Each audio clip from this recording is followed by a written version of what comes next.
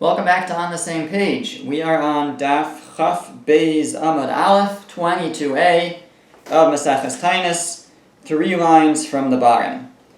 The Mishnah, among its list of things that a people, a city, and not just one city, the Mishnah had a list of certain events for which it says you are masriin b'chol makom, you fast and blow shofar.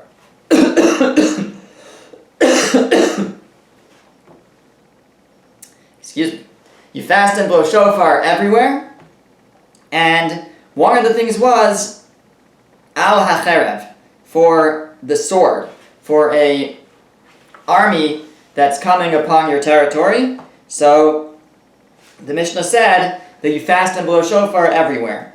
Says the Gemara, 3 lines from the bottom, Tanu Rabbanan, the rabbis taught, Cherev sha'amru, this sword that we're talking about, this army that we're talking about, Eino tzarich lomar cherev she'eino shel shalom. You don't even need to tell me that you would fast and blow shofar and be concerned if it was a cherev, if it was an army that wasn't shel shalom, that wasn't peaceful, that wasn't planning to be at peace with you, but was rather planning to attack you. Of course, in that case, you would fast and blow shofar. Ela filu cherev shel shalom.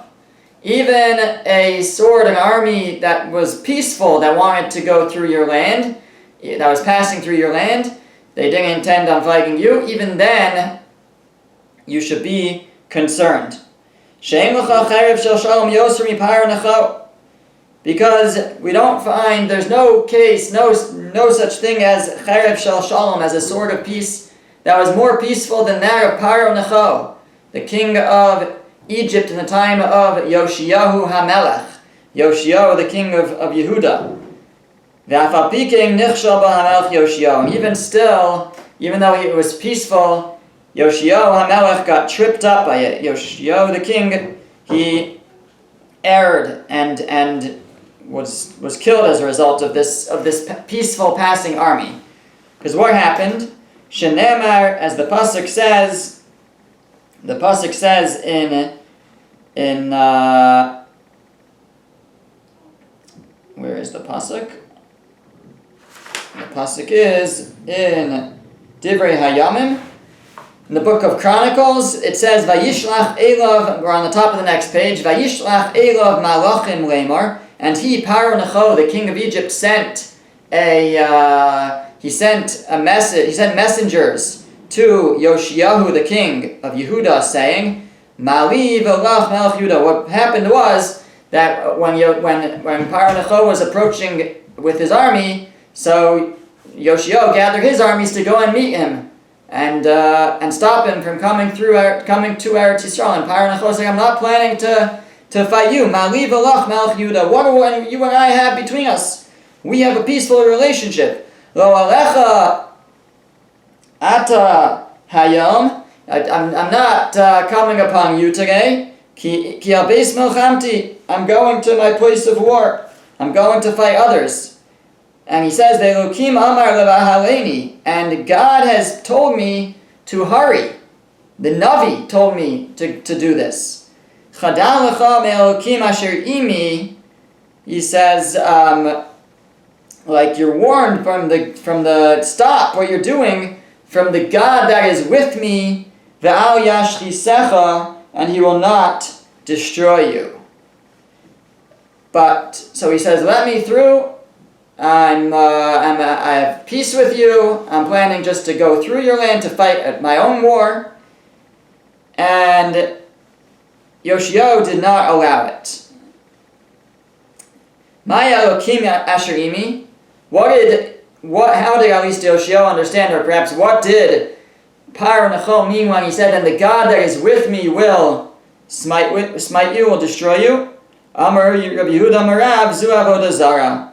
He was referring to avodah zara, an idol.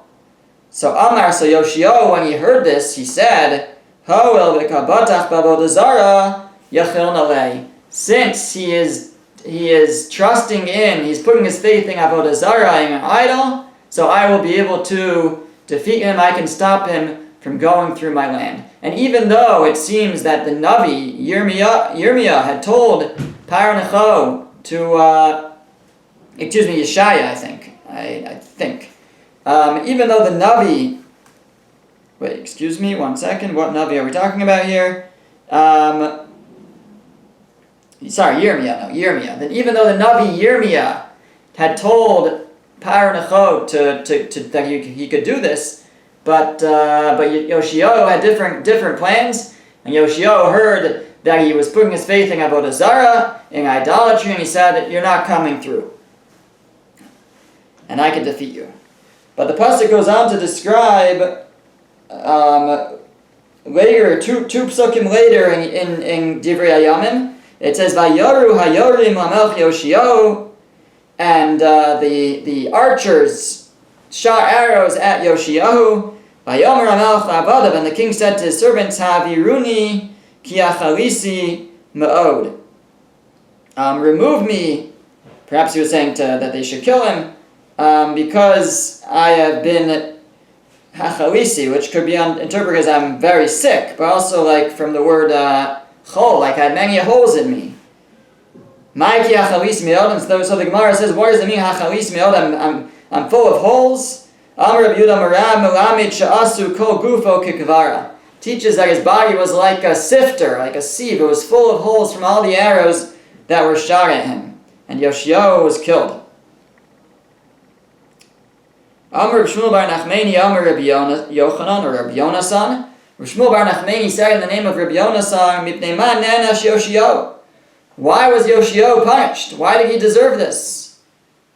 Mipnei shahaya lo limlach b'Yirmiyahu v'lo nimlach. Because he should have checked with Yirmiyahu, the Navi, the prophet, and he didn't. So Yoshio Melech acted on his own without, Yoshio the king acted without contacting and seeking advice from the prophet of his time, Yirmiyah, and therefore he was punished and was killed. Now why did he think that he should not let Paro Necho go through? He was an ally, he was coming in peace. So the Gemara explains, my darash, what did he darshan, what did he learn out? Why did Yoshio not let him through? Why did he not feel the need to seek eitzah, to seek advice from Yirmiyah? So he darshaned the pasuk from Parshas Bechukosai. It says, "V'cherev lo sa'avor b'artechem." It says there that it has the tochacha, it has the rebuke. If you don't keep the mitzvos, all of these bad things will happen. But it also says what will happen if you do keep the mitzvos. And the pasuk says, "V'cherev lo sa'avor b'artechem." A sword will not pass through your land.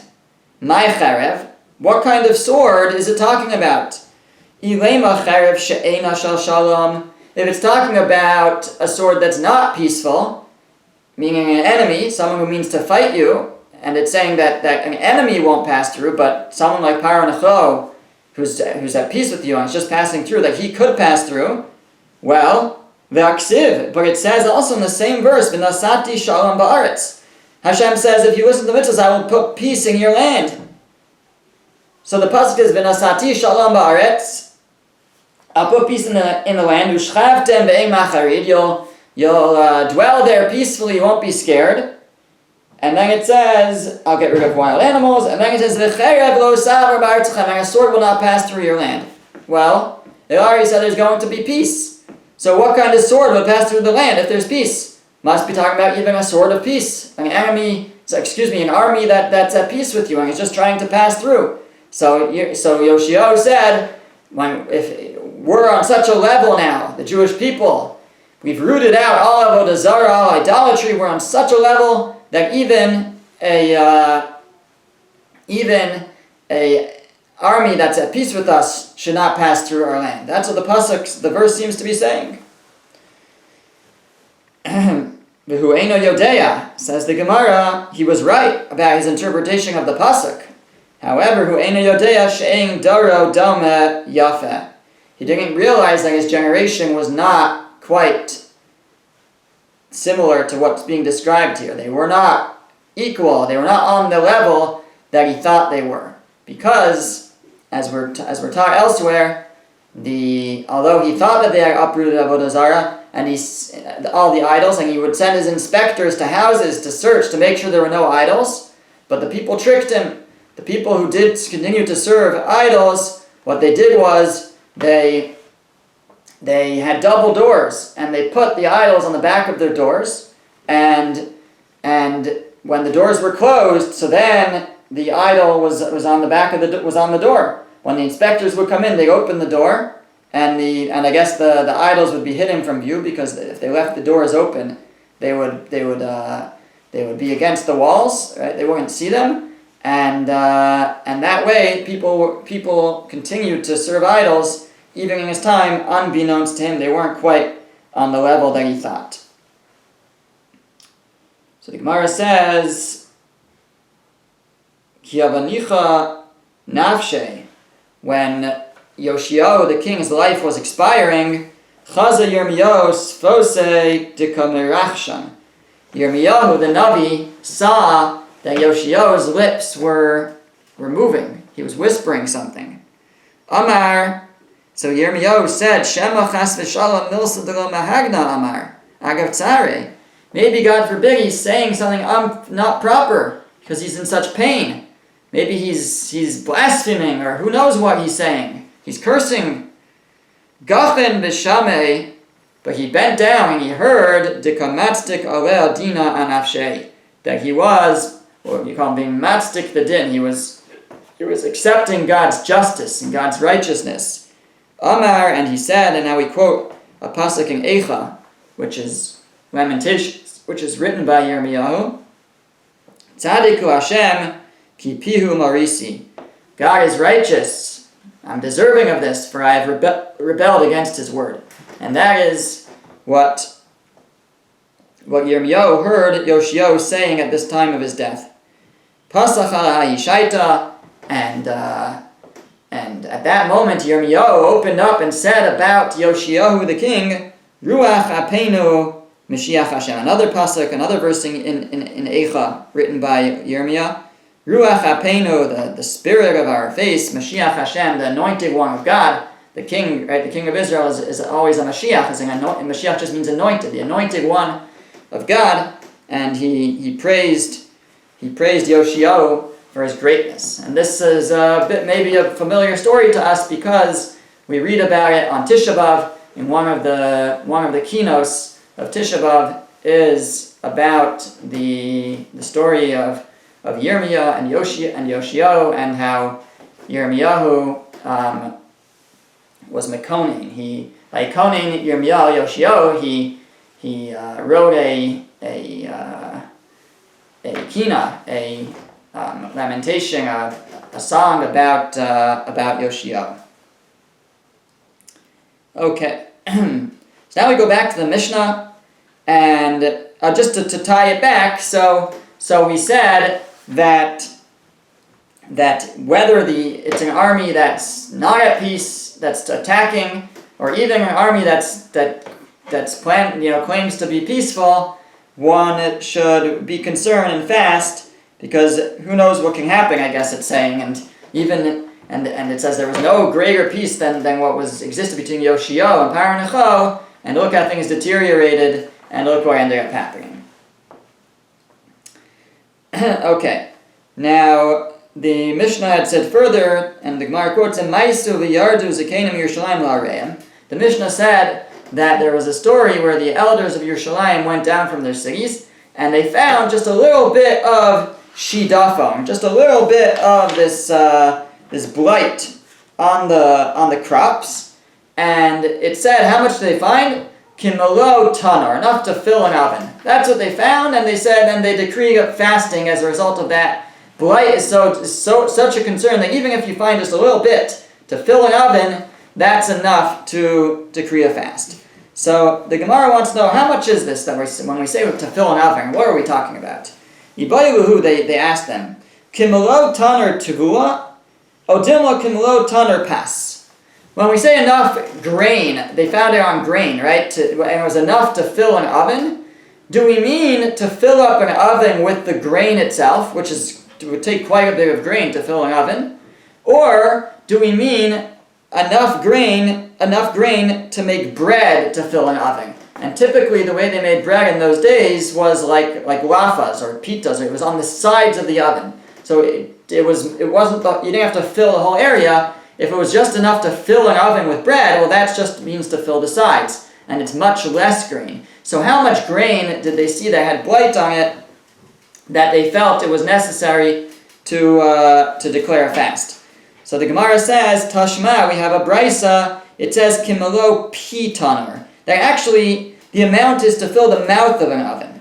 Now, you can't fill the mouth of an oven with grain. It will just, it's not going to cover the mouth only. A lafa or something could cover the mouth. An oven, by the way, in those days, I believe, was a top. Like we have front load washers and top load washers. I think the ovens in those days were all top load ovens. And it had a mouth on it, and you would put stuff in and drop them in, and it's enough, and I guess also get to the sides. So it was enough actually to cover the mouth of the oven. That's what the brisa says. So that's talking about bread, and it's not even the walls of the oven; it's the mouth of the oven. But they still weren't sure. What does it even mean to cover the mouth of the oven? Kikisuya de tanura? Do we mean just to make a cover over the mouth of the oven? Oh, Dilma, or maybe Kidara derifta dehadar lefuma de tanura. Maybe it means like a pile of bread all the way up to the top of the mouth of the oven, which actually would be quite a bit more bread and quite a bit more grain than probably even more than if it was just the sides of the oven. So maybe it's that much grain that they saw this shidafon on this blight, and that's when they said it's this is a concern. How much grain was it that they decreed a fast because they saw blight, they saw shidafon on it, and the Gemara doesn't have a resolution. It says teku. This remains a question. So we don't know exactly how much, at least in that story, how much they saw before they decreed a fast. It seems like the final question is, was it enough, just the amount to make bread to cover the mouth of the oven, or was it to cover the mouth of the oven by stacking from the bottom?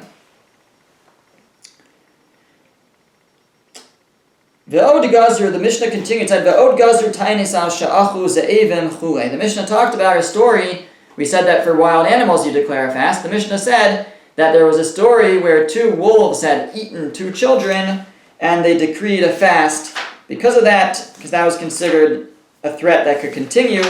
The Mishnah actually says that Shimon HaTimni said, not Shimon HaTimni, Rabbi Yossi said that it didn't even eat them, it just was seen, and that was enough. They saw wolves, and that was enough. So the Gemara says a different story with wolves. Amar Ula Mishum Reb Shimon ben Yotzedek.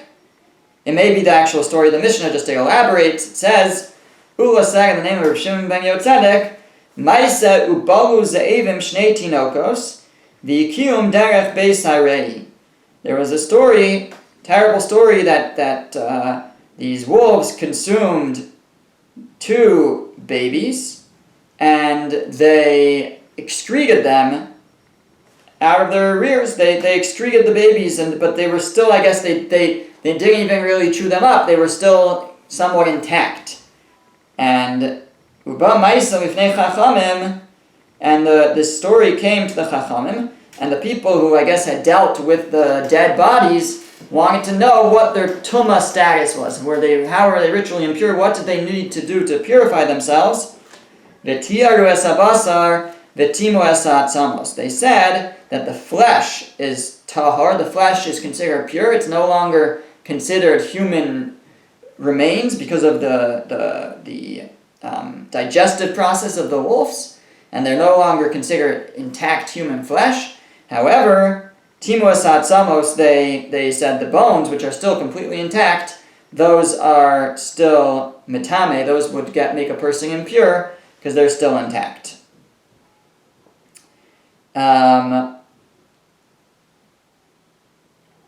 Okay, the Mishnah continued, it said, Al elu masriyan b'Shabbos. The Mishnah gave a list of things that you are masriya for on Shabbos. Now we had an earlier Gemara that explained to us that when it says masriyan here, even though up till now we've talked about blowing shofar, whenever we see the word masriyan in the Mishnah, the Gemara had said that here masriyan means they would daven. and they would cry out, and they would say the prayer of Anenu Hashem Anenu. Hashem, you should answer us. So in general, we don't make requests like that on Shabbos. We want to keep our morale up on Shabbos, be happy, so we don't examine the challenges necessarily on Shabbos and daven for those in general. But the Mishnah says there are certain things that we would daven for on Shabbos if they're very desperate situations.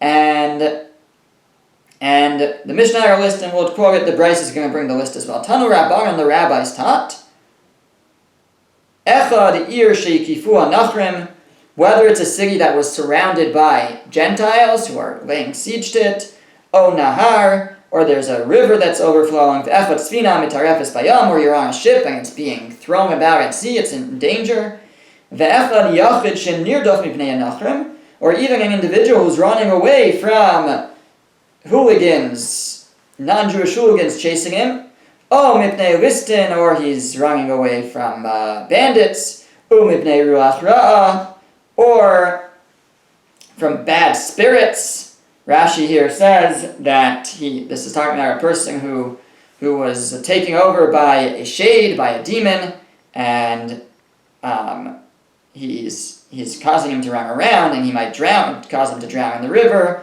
or jump to his death. So he's been taken over by a demon. Al kulan yachid reshai v'sagef es atzmo b'Taanis. Says the Brisa. Now the Mishnah had said that about these things you can, or about some of these things, we would even daven on Shabbos. Here the Brisa is making a different point, nothing to do with Shabbos. The Brisa is saying that you could, that an individual would have the right l'sagef es atzmo. L'sagef means to afflict themselves, but it's a stronger affliction. It's more than just a basic fasting. In other words, we as Tosfos points out here earlier in the Masechta, we had a whole debate about whether fasting is good, fasting is bad. Should a person fast or not? Is it, we're afflicting ourselves? Is that permitted? And basically, the Gemara came out that everybody agreed there that if it was damaging to you, then you shouldn't do it. And if it's going to hurt you, then you shouldn't do it. If you can handle it, so that's where they argue. If you can handle it, should you still do it or not? Here, Tosfos says we're talking about where you can't really handle it. And the Tanna Kama, this opinion is still saying even still you could go ahead and afflict yourself with fasting because these situations are so dire that a person can do that. However, Rabbi Yossi said no. A person is not allowed to endanger themselves and afflict themselves with fasting, because he might end up needing people to help him. Because if he's afflicting himself, he can't work, he can't earn a livelihood, and it sounds like we're even talking about somebody's fasting for longer periods of time to the point that it's dangerous. And people will not have mercy on him because he put himself into this situation. So Rabbi Yossi says a person should not do that. Amar Rabbi Yehuda Amar Rav. Rabbi Yehuda said in the name of Rav, my time ad Rabbi Yossi. What is Rabbi Yossi's reasoning? Tichsiv, because it says in Parashas Bereshis, when Hashem creates man, it says he breathed into him a soul, Vayehi ha'adam l'nefesh chaya, and that a person was a living being. And says the Gemara, Neshama shnasati b'cha hachayei, that the neshama that I gave to you, you should give it life. You should support it. And therefore, it's not fitting for a person to fast to the point that they're taking away from their life spirit, they're damaging themselves. That is not acceptable according to Rabbi Yossi. Okay. Shimon HaTimni Omer Af Al Hadever Chulei. Shimon HaTimni had said that besides for these things that the Mishnah listed, the Mishnah didn't have all these things that we just said, but it said if a city is taken over by Gentiles, is besieged, or there's an overflowing river, or a ship is at trouble at sea, So in all those cases, it's okay to cry out Anenu on Shabbos, and Rabbi Yossi had qualified that. He said, La Zara v'lo l'tza'aka. You could cry out for help, but you don't cry out in prayer. So he said, you're actually not supposed to cry out to Hashem. Well, there's different ways to understand this. Either he was saying you can't cry out to Hashem, you could cry out for help, or the other interpretation is no, you could cry out to Hashem, but it should just not be so emphatic or so passionate when it's Shabbos. Don't get too into it. But then the Mishnah said that Shimon HaTimni said, Af al hadever, that you even cry out on Shabbos for dever, for pestilence, for plague. And the Mishnah said that the Chachamim did not agree to that. They didn't agree that one should do that on Shabbos. So the Gemara asks, Yibayu lahu. They asked, Lo hodulo Chachamim b'Shabbos, aval b'chol hodulo? Is it that the Chachamim disagreed that on Shabbos you shouldn't cry out Anenu over pestilence, over a plague? But it's specifically on Shabbos that they disagreed, but in the weekday, they agree that it's okay. O Dilma, or maybe Lo Hodu Lo Klal. Maybe they didn't agree whatsoever, and they said you should never be crying out Anenu over pestilence, over dever. Sorry. Tashma, so come and listen to Tanya. We learn in a Brisa, Masriyin al hadever b'Shabbos, ve'ein tzarich lomar b'chol.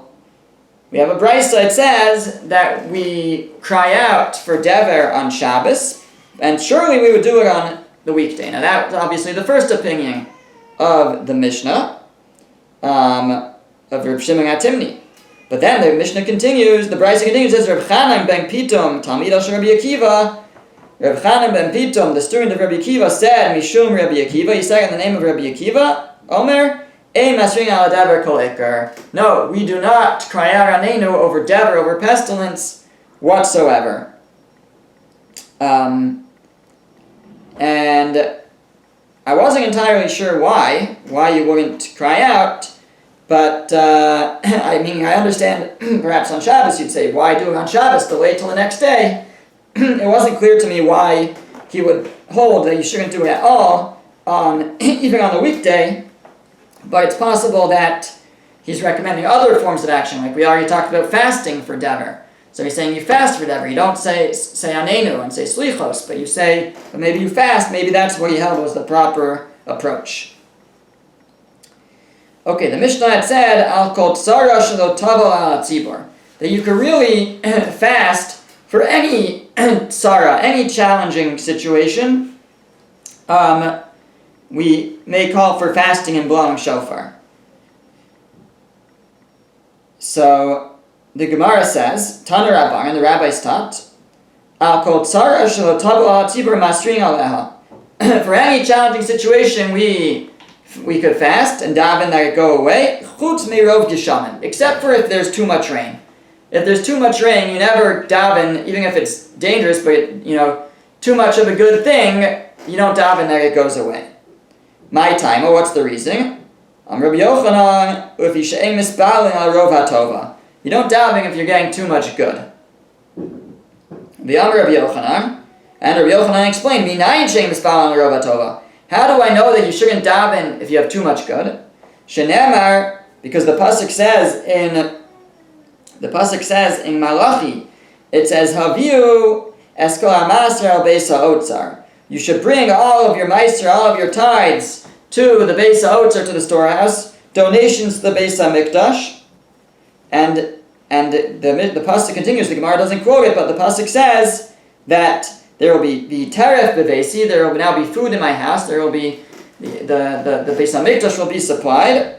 Ubechanunina bezor samar Hashem tzivakos. And Hashem says, and test me on this. If you do this, imlo eftach lachem es aribos hashamayim. If I will not open up the attics, the windows of heaven, barikosem lachem bracha ad belidai. And I will pour upon you blessing ad beli dai, until beli is like without enough. It's a hard thing. Basically, it means I'm going to give you a lot. But the Gemara says, what does it mean ad bili dai? What does that mean? My ad bili dai, until it's not, it's so much. Rami bar Rav Yod, Rami bar Rav Yod said, what it means is, ad sheyibalu sifsel sechem milomar dai. Ad bili, ad sheyibalu, until your lips become like shriveled from saying die, from saying enough. You have so much, you say enough, your lips become shriveled, that's how much bracha I'm going to give you. But Hashem says, that this is, despite that it's so much, you're saying enough, but it doesn't, this is what Hashem says is your reward. You don't daven that you shouldn't receive this. Now, this, the Gemara is going to say, is true in Eretz Yisrael, where in Israel, they need all the rain they could get. But Rami bar Rav Yod, uvigola masrina. But in the diaspora, in Bavel, in Babylonia, we would daven that the rain should stop. And why is that? Because Tanya Nami Hachi, like we learned in a Brisa, Shana Shegishameh Merubin, if there's a year that has a lot of rain, Anshe Mishmar Shochin LaAnshe Maimad, the Anshe Mishmar, the Kohanim, tell the Anshe Maimad, tell the people that are in the Beis HaMikdash to daven. They tell them, Tenu Einechem Ba'achechem Shebegola. Lay your eyes, think when you daven in the Beis HaMikdash, think about our brothers in exile in Babylonia. Right, in the time of the Second Temple, there were still Jews that remained in Bavel. And they say, think about your brothers there, v'yispalalu shelo yerdu, and you should daven that